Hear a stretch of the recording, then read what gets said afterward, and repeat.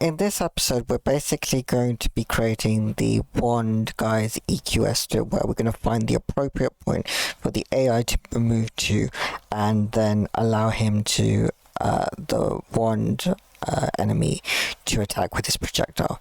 So what is EQS? So environmental query context. I'm going to create a new folder first of all. It's basically just a way of creating a bunch of points which allow the AI to find the appropriate point to go to. So first of all, I'm going to create an environmental I'm going to create a blueprint class, call it EQS testing pawn.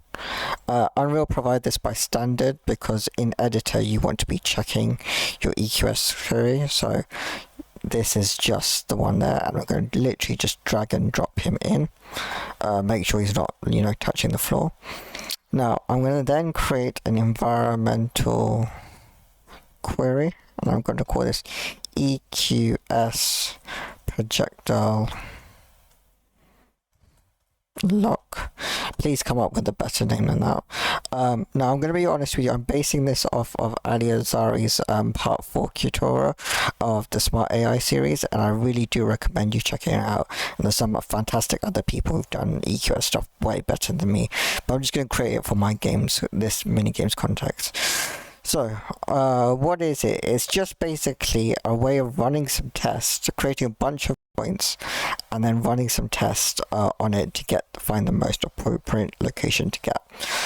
So you could have point circles, clones, characters, donuts. So I'm just going to create a donut shape, and so it's going to be inner side, outside, and how many rings it has. So let's just have a look on the pawn what it's like. So we come to here, search for EQS, and literally drag and drop it in. So you can see you got 300, you got 3 rings, well 5 rings and 3 rings and a bunch of points, and the inner circle is 300, the outer circle is 500.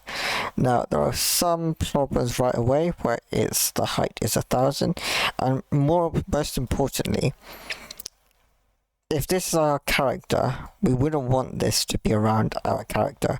We'd want this to be around our enemy. So we want, because we're not going to be attacking ourselves, we're going to be attacking the enemy. So what we do is we create an environmental we create a blueprint class, call it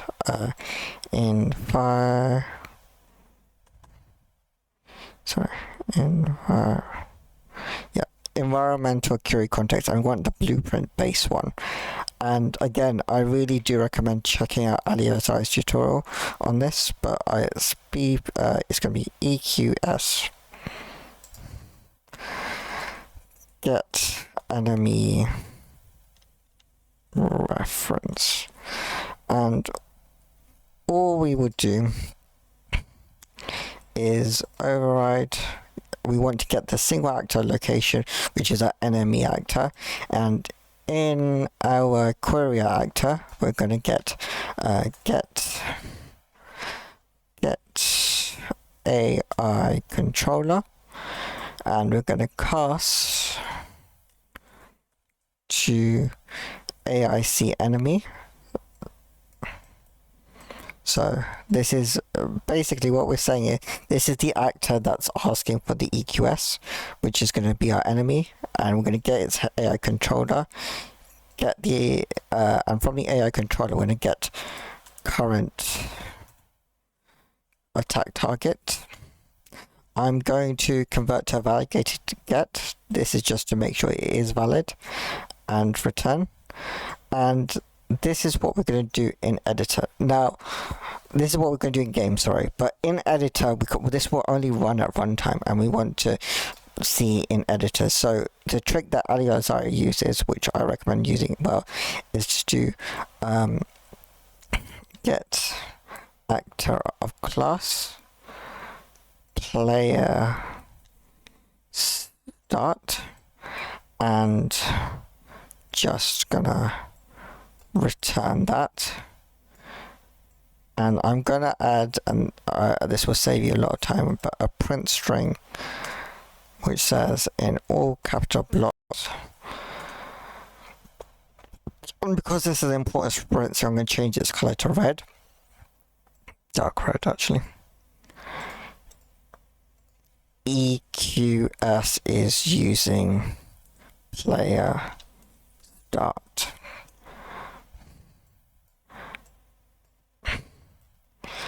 And right now, I'm just going to put this in here, comment this out to test in editor. Okay. So now we want to generate, change the center of our points. So right now it's in the environmental query context, so it would be that the context query will be the enemy. We've already got our get enemy ref here, so we're going to change around that. If we press save, you can see now I can move the enemy, and it's all just going to be around this enemy. So if I move the enemy here and I click on EQS, it's now moved on to that. Yep. And so on. Yep. You will need to just move the EQS a bit to like reset it, but yeah, it's all based around the player start now. Now, there is a bit of a problem. If you can see, these spots are in the air, and we don't want that. So we're going to come to trace mode here. We're going to change it to navigation. Yeah, I'm going to keep the default settings. You can adjust them if you want, but I find that these default ones are just good enough. And if you go now, they're all just touching the floor now, and these are all navigatable points, just in case. Now, after that, the first test, and even though we've done the navigation part, but the first test you should always do is pathfinding, and it's discard unreachable paths. That's just the first one that every EQS must have before you even do anything else.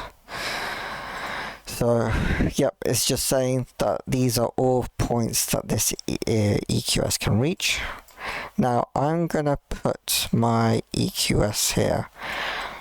Now, let's say the player is running, the enemy is here, and he needs to find a point to attack the enemy. So, first things first, we want to eliminate all invisible points. So, i.e., you want to eliminate all the points which the player can't hit from. So let's say there's a wall here, we want to eliminate that. So I'm going to add a visibility test. Trace is a trace on it's traced by channel visibility. Okay, now don't use line is too small. Always use either the sphere or the box. I'm going to use sphere, and I'm going to keep it, I think 10 is a bit too big, but I'm going to keep it at 5, and I'm going to do tracing complex just to start. And yeah, we don't want to trace from our enemy, we want to trace from our attack target. So we're going to change that there, and let's see how this looks. Right. So why are none of these points hitting? So let's first of all change the item height offset. So right now they're all aiming towards the floor, but the enemy will be 90 units up. So let's go up to about 60. See how that looks. And so I'm just going to change it to filter, not score. Just want to filter out.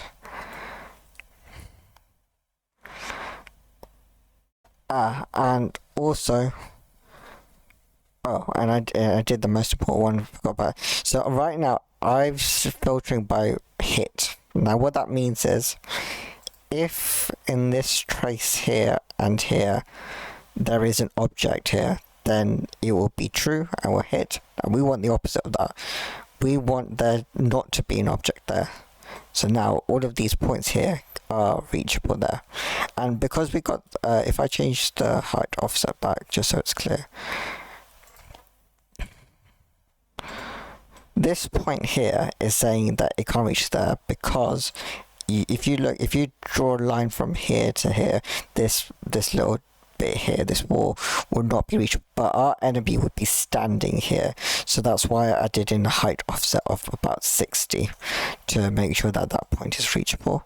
Now the second one is on preference. So all these points, like this point is gone, is reachable. We want, if we're standing here, I don't want the enemy to run to this point and then attack here. I want to, in fact, if I'm being honest, I don't like how close this circle is, so I'm going to change, first of all, the inner radius to about 500. And I'm going to change the outer radius to about 1,200, 300 actually. And I'm going to increase the number of rings from 3 to 5. Now, the more rings you do, the more points you do, the more the EQS is running. But I think this should be okay. Yeah, I'm fine with this. Now, I'm going to add, yeah, so if I'm standing here, and actually I want to increase the number of rings is 5, but points per ring is 8. And I think let's just increase it to 10. I want to see. Yeah, I think that's better. I think there was too much of a gap here, and I didn't like that. Okay. So if I'm standing here, I'd ideally want to go to these points here. I wouldn't want the enemy to run to this point there. So I'm going to add a distance test. And this one is going to be from the courier. And we're going to just do a score here, not a filter. Now the difference between score and filter is filter will completely get rid of some points. Score will have all the points in, but the better ones will get more. I'm going to basically say that I want to, the clamping wise, I'm not going to do any clamps, but I am going to do inverse linear. Now what that means, the closer you are, the higher the score. So if you look now, yeah, this score here is 1.9, 1.875, 1.75, and so on. While scores around here are now 1.02, so the top 25% of scores would be around here. I said I would do filters, but I am actually going to do filter and score. Now, let's say I'm standing here. Now, I know it's all filtered out, but I'm just going to tell you why. I wouldn't want to go to this point. I think it needs to move at least 200, 300 units each time. So I'm going to have a minimum value, and the minimum value is going to be 300, let's say. So you have the enemy on each time he's moving, he has to move 300. So yeah, so he moves there. So we're going to come here and we're going to see that the scores are basically like this. We come here, it goes forward, and we pick one. And I'm happy with him moving back a bit because he's a projectile guy. So he just needs to be in close. And you can see that the closer you are, it gets rejected a bit. And you can add another dot test, but I'm not going to do that, just so that it's like make sure that the courier and the context are both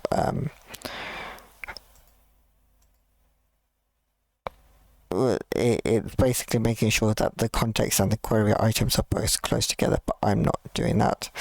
And congratulations, in the next episode we'll use this EQS in our state tree and actually create a custom state tree for enemies with bond, and this EQS will provide the perfect projectile location for our enemies to travel to. See you in the next one. And remember, this is just my way of creating an EQS, not necessarily the right way.